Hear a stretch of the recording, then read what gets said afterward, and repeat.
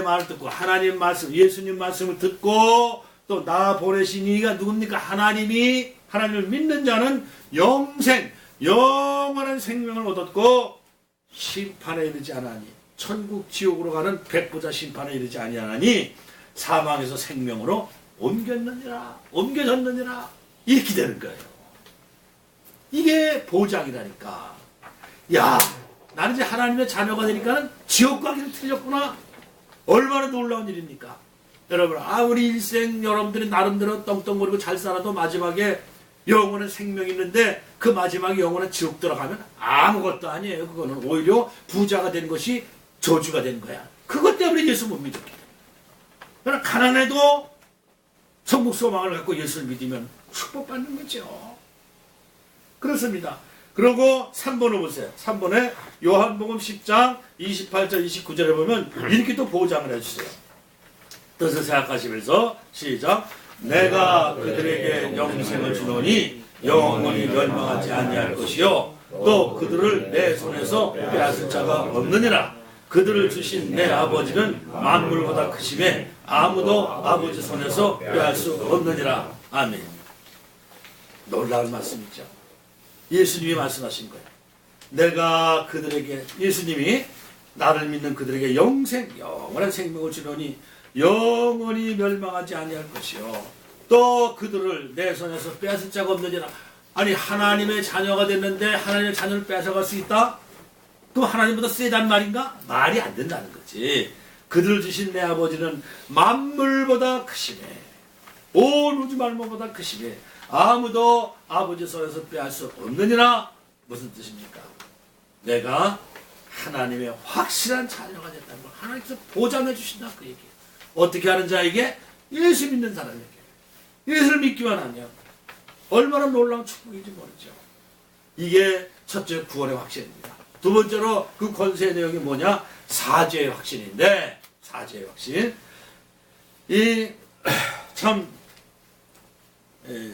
그 사죄의 확신을 말씀드리기 전에 한 가지 말씀을 드릴게요.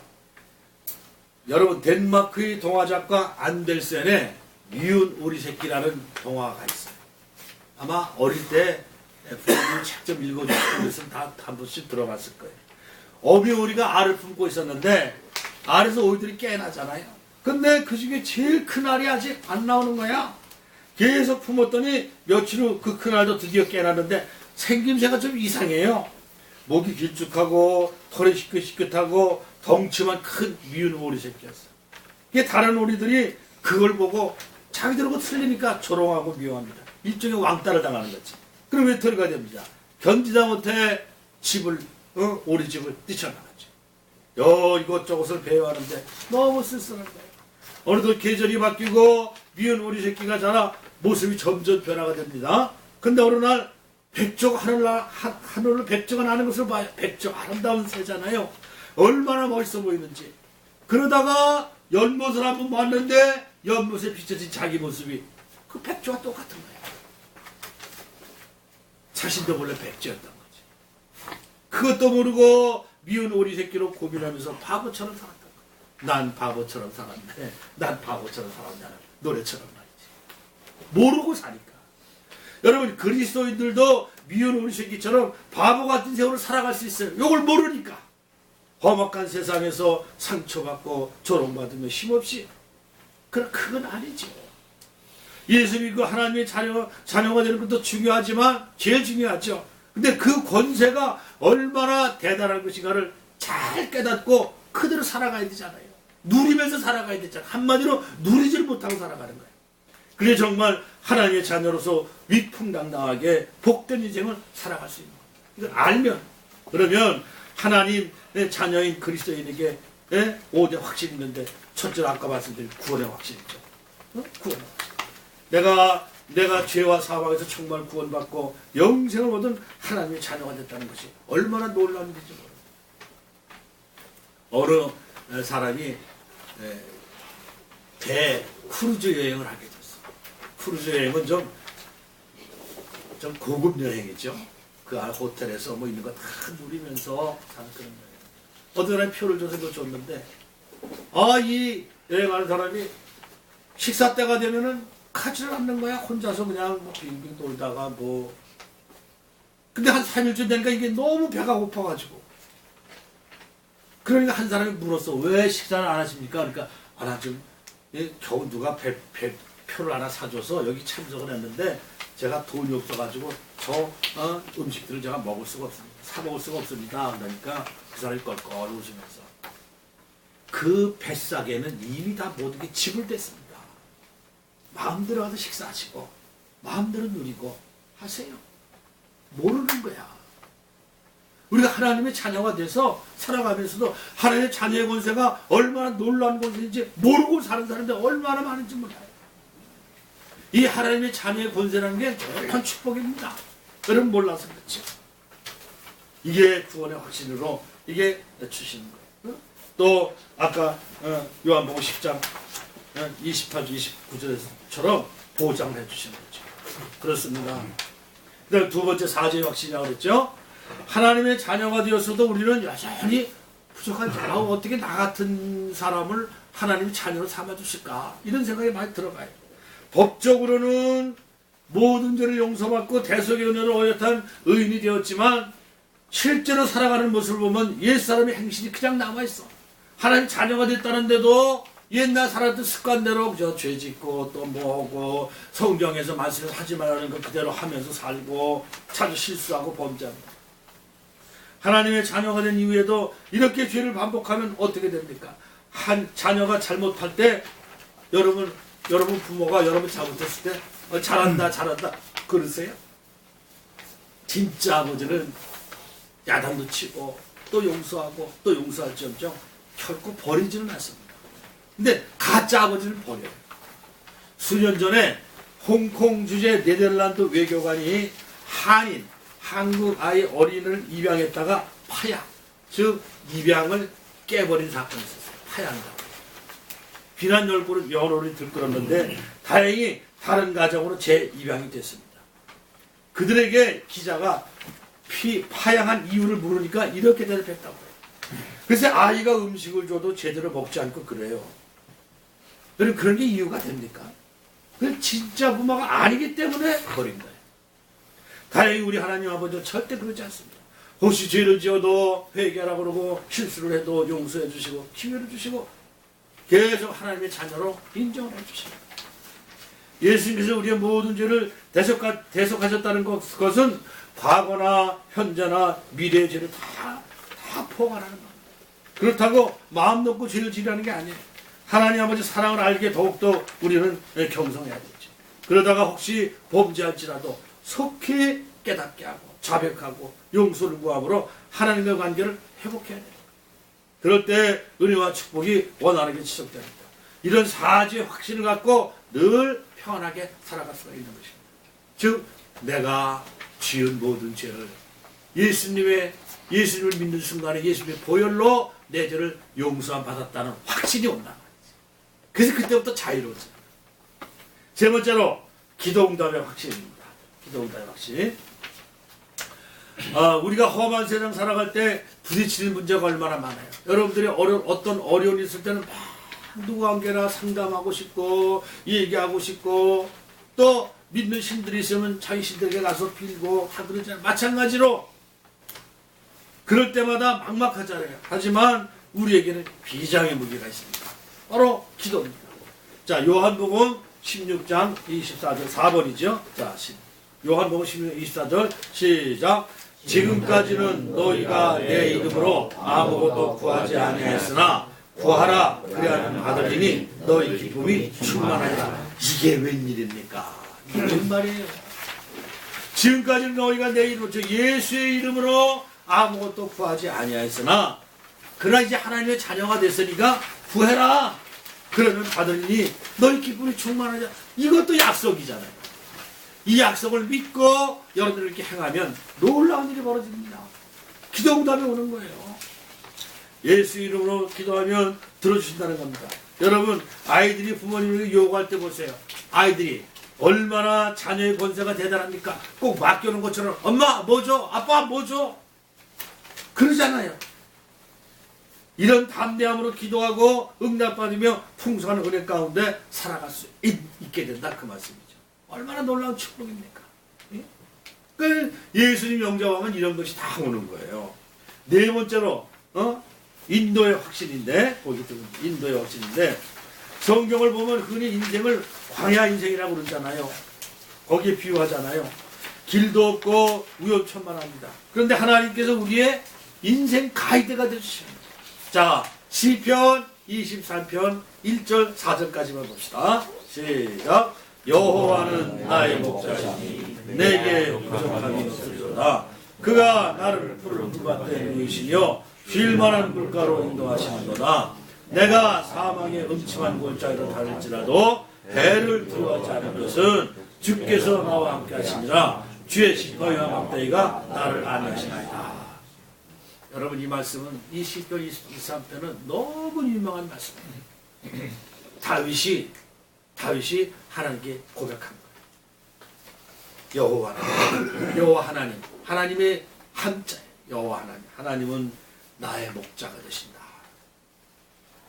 그 하나님 내 목자가 되시면 부족함이 없더라는 거죠. 엄마 품에 안긴 어린아이를 생각해 보세요. 어린아이가 울어댈 때 다른 거 이것저것 줘도 다 싫다 그럴 때 엄마가 딱 안아주면 그럼 끝이잖아요. 엄마만 만족하는 거예요. 그보다 더하면 더했죠. 여호와는 나의 목자시니 내게 부족함이 없으리로다.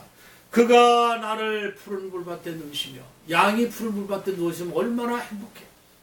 쉴 만한 물가로 인도하시는 거다. 풀과 먹이가 다 있어요. 인도하시는 거다. 그러면서 내가 사막에 음침한 골짜기를 다닐지라도 인생 살다 보면 때 아니게 골짜기도 만나고 바다도 만나고 강도 만나고 언덕도 만나고 사막에 음침한 골짜기를 다닐지라도 해를 두려워하지 않을 것은 주께서 나와 함께 하시는, 주님이 나와 동행하신다는 거예요. 설사 내가 어려운 일이 있을지라도 거기서도 주님 나와 함께 하신다는 거죠. 그러니까 예수 믿는다고 어려움이 안 오는 건 아니에요. 오기는 오는데 극복할 수 있는 힘을 주시는 거지. 이겨낼 수 있는 힘을 주신다는 거지. 그게 동행하는 거예요. 그게 주의 지팡이와 막대기가 나를 안위하시나이다. 여러분, 양이 참 멍청하다고 그래요.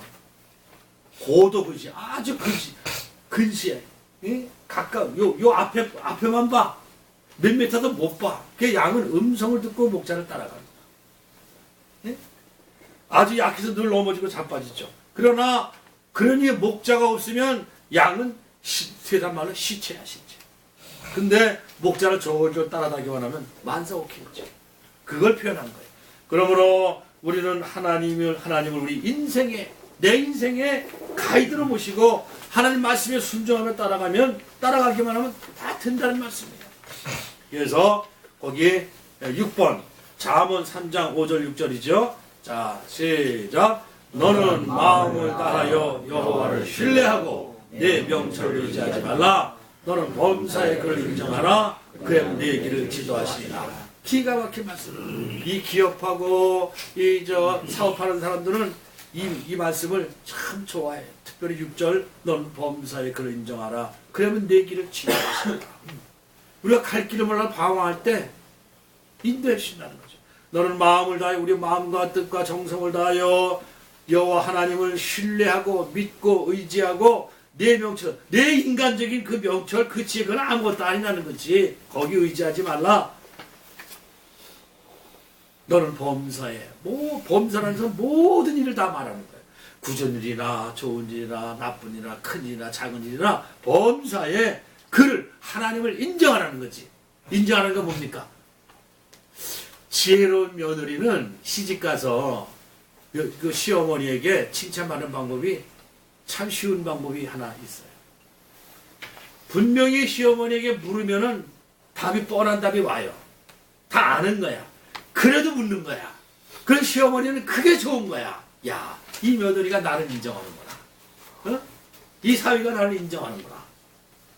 그게 아무것도 아니잖아요. 근데 거기 뭐냐면 내가 시어머니 당신을 믿습니다. 그게 밑바닥에 깔려있는 거예요. 근데 하나님도 마찬가지예요. 범사에 그를 인정한다는 거예요. 하나님, 지금 제가 이렇게 가려고 그러는데 가야 되나요? 말아야 되나요? 하나님 가르쳐 주세요. 어린아이처럼 그러면 하나님 그걸 기뻐하신다는 거예요. 그리고 인도하신다는, 그래서 기도하는 거예요. 예수 믿는 사람. 그렇습니다. 그러면 내 길을 지도하시리라. 그래서 이런 확실한 인생 사는 법을 두고 자기가 뭘 해보겠다고 헤매고 다니는 것은 정말 한심하죠. 여러분 요즘 차량에 보면 내비게이션이 있잖아요. 어디 목적지 딱 입력하면은 제일 실시간으로, 뭐 티벳 같은 거는 실시간 교통 상황까지도 고려해가지고 인도를 해줘요. 가장 짧은 거리로 갈래냐, 아니 가까운 거리로 갈래냐, 아니면 빨리 갈래냐, 선택을 우리에게 있어. 빨리 가는 길을, 시간을 빨리 가게 하면 그걸 입력해서 딱 놓으면 되는 거예요. 근데 먼 길인데 난 그냥 시간이 많이 걸려도 가까운 길로 가겠다, 그걸 인도해 주는 거예요. 그거 따라가면 목적지까지 가잖아요. 우리 인생도 마찬가지예요. 우리가 길을 모를 때 얼마나 답답합니까? 이리 가야 되는지 저리 가야 되는지. 근데 내비 딱 보면은 가로 딱 나와 있잖아요. 마찬가지요. 우리 인생 살 때 어려운 일을 많아요. 어떻게 처리해야 될까? 이때는 어떻게 할까? 그럴 때마다 여러분들이 하나님 내 아버지시지. 나를 창조하시고 이 땅에 내신 분이시지.